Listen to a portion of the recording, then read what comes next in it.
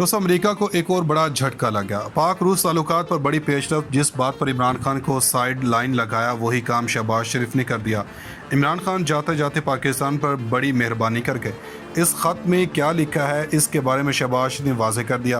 पाक फ़ौज के सिपा सलार की तैनाती के हवाले से शहबाज शरीफ ने अहम बयान जारी कर दिया। फवाद चौधरी के आर्मी चीफ की तैनाती के बयान ने हंगामा खड़ा कर दिया। रूस और पाकिस्तान के ताल्लुकात एक बार फिर से बढ़ने लगे। शाह महमूद कुरैशी की सिफारती पॉलिसी काम कर गई। कप्तान का दौरा रूस पाकिस्तान के सुनहरे दौर की ज़मानत बन गया। प्यूटिन ने अमेरिका की परवाह किए बगैर ही दबंग ऐलान कर दिए। पाकिस्तान रूस ताल्लुकात का ऊंट किस करवट बैठेगा, आज की अहम तरीन वीडियो में इसी पर बात करेंगे। साथ ही साथ ये भी बताएंगे कि क्या शहबाज शरीफ को किन मुश्किलात का सामना करना पड़ेगा जिस तरह का इमरान खान ने किया है। मोअज़्ज़ज़ दोस्तों, इमरान खान को इक़्तिदार से निकाले जाने की अहम तरीन वजह पाकिस्तान के लिए इनकी खारजा पॉलिसी थी, जिस पर डट कर इन्होंने अमरीकी ग़ुलामी नामंजूर का नारा लगा दिया था।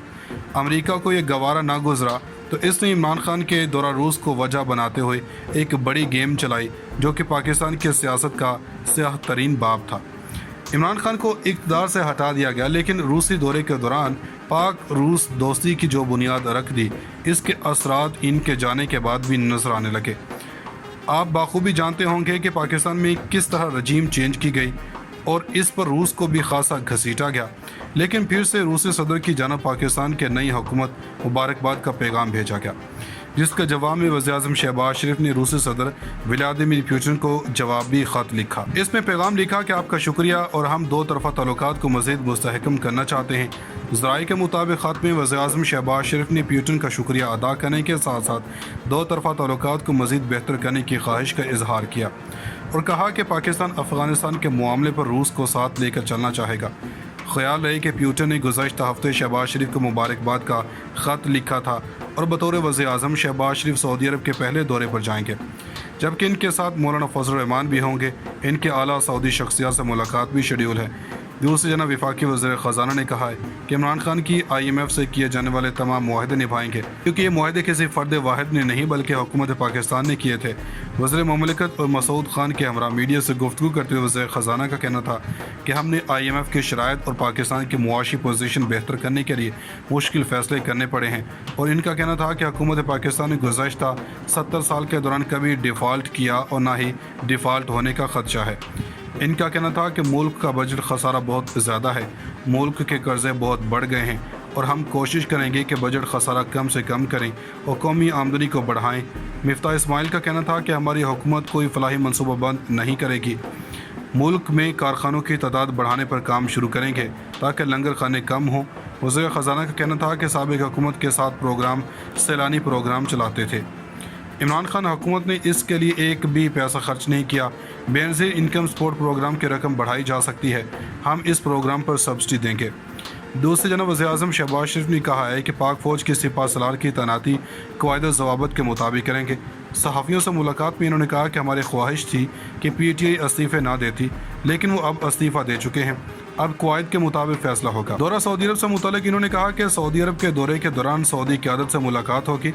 इन्होंने कहा कि अफ़गानिस्तान में अमन होगा तो पाकिस्तान में अमन होगा, अमेरिका से दुश्मनी किसी सूरत वारे में नहीं।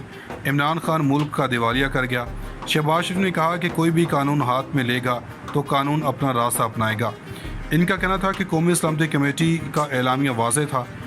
NSC की एलामिया की पंच लाइन ये थी कि साजिश का सवाल ही पैदा नहीं हुआ। इन्होंने कहा कि वज़ीर-ए-आज़म हाउस अब जमहूरी हाउस बन गया है, गुज़श्ता हुकूमत से विरसे में बहुत कुछ मिला। इन्होंने कहा कि इंतकाम लफ्ज़ हमारे लुग़त में नहीं है, लेकिन कानून अपना रास्ता इख्तियार करेगा। जबकि पाकिस्तान तहरीक इंसाफ के रहनुमा फवाद चौधरी का कहना है कि मौजूदा हुकूमत नई आर्मी चीफ की तैनाती नहीं कर सकती। अपने एक ट्वीट में फवाद चौधरी का कहना था कि आइन मुंतखब वज़ीर-ए-आज़म को आर्मी चीफ और दीगर तैनातियों का हक़ देता है। मौजूदा हुकूमत को ऐसी मुस्तकिल तैनातियों का कोई हक़ हासिल नहीं। इम्पोर्टेड हुकूमत अगर ऐसी तैनातियों के ख्वाब देखेगी तो मुल्क और इदारे अनारकी का शिकार हो जाएंगे। इस हुकूमत की हैसियत सिर्फ आर्जी है, मुस्तकिल तैनातियाँ मुंतखब हुकूमत करेगी। ख्याल रहे कि army chief general Qamar Javed Bajwa 29 नवंबर 2022 को रिटायर हो जाएंगे। इन्हें एक बार पहले ही मुद्दत मुलाजमत में तोसी दी जा चुकी है, तहम पाक फ़ौज ने वाज़ेह किया है कि वो मज़ीद तोसी के ख़्वाह नहीं हैं। दोस्तों, साबिक़ वफाकी वज़ीर फवाद चौधरी कहते हैं कि अवामी जज्बात ख़त्म नहीं होते जब तक किसी नतीजे पर ना पहुँच जाएँ। انہوں نے کہا کہ پہلے پاکستان میں سیاست بھٹو اور بھٹو مخالف میں تقسیم تھی، اب عمران خان اور اینٹی عمران خان تقسیم ہے۔ اب یہی لائن ہے کہ آپ عمران خان کے ساتھ ہیں یا مخالف ہیں۔ بقول فواد چودھری کے سیاسی بحران کے بعد اب ملک معاشی اور سماجی بحران کی طرف جا رہا ہے۔ یہ حکومت 7 ہفتوں سے زیادہ چل نہیں سکتی، ملک کو نئے انتخابات کی ضرورت ہے۔ تو صدر مسلم لیگ نون، پیپلز پارٹی، JUI اور MKM وفاقی حکومت کا حصہ بن چکی ہے اور تحریک انصاف قومی اسمبلی کی رکنیت سے مستعفی ہو چکی ہے، اور یہ نئی حکومت کے لیے کچھ اچھا نہیں ہے۔ اس وجہ سے صحافی سہیل وڑائچ کہتے ہیں کہ پریشر تو موجود ہے، ظاہر ہے کہ اپوزیشن موجود نہیں، اس کی وجہ سے دباؤ تو ہوگا۔ انہوں نے کہا کہ میرا خیال ہے کہ عمران خان کا ووٹ بینک تو اچھا خاصا بن گیا، لیکن کیا یہ سیٹیں بھی لے سکیں گے؟ کیونکہ ووٹ بینک الگ چیز ہے اور الیکٹیبل کے ساتھ نشستیں لے جانا الگ چیز ہے۔ انہوں نے کہا کہ میرا خیال ہے ان میں کمی آئے گی۔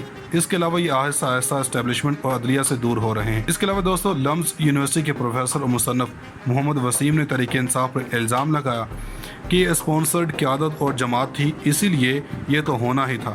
تحریک انصاف اور پہلے کی کنگز پارٹیز میں فرق یہ ہے کہ جیسے کنونشنل مسلم لیگ یا قائد اعظم مسلم لیگ اگلے انتخابات میں بالکل ڈھہ جاتی تھی، لگتا ہے کہ یہ بغیر اسٹیبلشمنٹ کی سپورٹ کے 15 اور 10 نشستوں پر آ جائے گی۔ جبکہ پاکستان تحریک انصاف کے رہنما فواد چودھری کا کہنا ہے کہ موجودہ حکومت نئی آرمی چیف کی تعیناتی نہیں کر سکتی۔ اپنے ایک ٹویٹ میں فواد چودھری کا کہنا تھا کہ آئین منتخب وزیر اعظم کو آرمی چیف اور دیگر تعیناتیوں کا حق دیتا ہے۔ موجودہ حکومت کو ایسی مستقل تعیناتیوں کا کوئی حق حاصل نہیں۔ امپورٹڈ حکومت اگر ایسی تعیناتیوں کے خواب دیکھے گی تو ملک اور ادارے انارکی کا شکار ہو جائیں گے۔ اس حکومت کی حیثیت صرف عارضی ہے، مستقل تعیناتیاں منتخب حکومت کرے گی۔ خیال ہے کہ army chief general Qamar Javed Bajwa 29 نومبر 2022 کو ریٹائر ہو جائیں گے۔ انہیں ایک بار پہلے ہی مدت ملازمت میں توسیع دی جا چکی ہے، تاہم پاک فوج نے واضح کیا ہے کہ وہ مزید توسیع کے خواہاں نہیں ہیں۔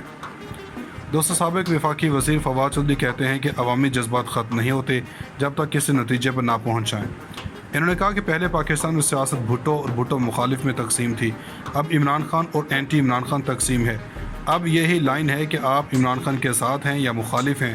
بقول فواد چودھری کے سیاسی بحران کے بعد اب ملک معاشی اور سماجی بحران کی طرف جا رہا ہے۔ یہ حکومت 7 ہفتوں سے زیادہ چل نہیں سکتی، ملک کو نئے انتخابات کی ضرورت ہے۔ تو صدر مسلم لیگ نون، پیپلز پارٹی، JUI اور MKM وفاقی حکومت کا حصہ بن چکی ہے اور تحریک انصاف قومی اسمبلی کی رکنیت سے مستعفی ہو چکی ہے، اور یہ نئی حکومت کے لیے کچھ اچھا نہیں ہے۔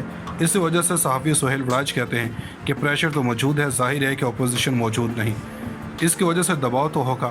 انہوں نے کہا کہ میرا خیال ہے کہ عمران خان کا ووٹ بینک تو اچھا خاصا بن گیا، لیکن کیا یہ سیٹیں بھی لے سکیں گے؟ کیونکہ ووٹ بینک الگ چیز ہے اور الیکٹیبل کے ساتھ نشستیں لے جانا الگ چیز ہے۔ انہوں نے کہا کہ میرا خیال ہے ان میں کمی آئے گی۔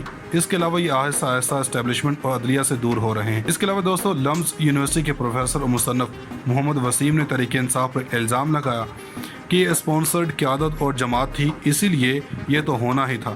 تحریک انصاف اور پہلے کی کنگز پارٹیز میں فرق یہ ہے کہ جیسے کنونشنل مسلم لیگ یا قائد اعظم مسلم لیگ اگلے انتخابات میں بالکل ڈھہ جاتی تھی، لگتا ہے کہ یہ بغیر اسٹیبلشمنٹ کی سپورٹ کے 15 اور 10 نشستوں پر آ جائے گی۔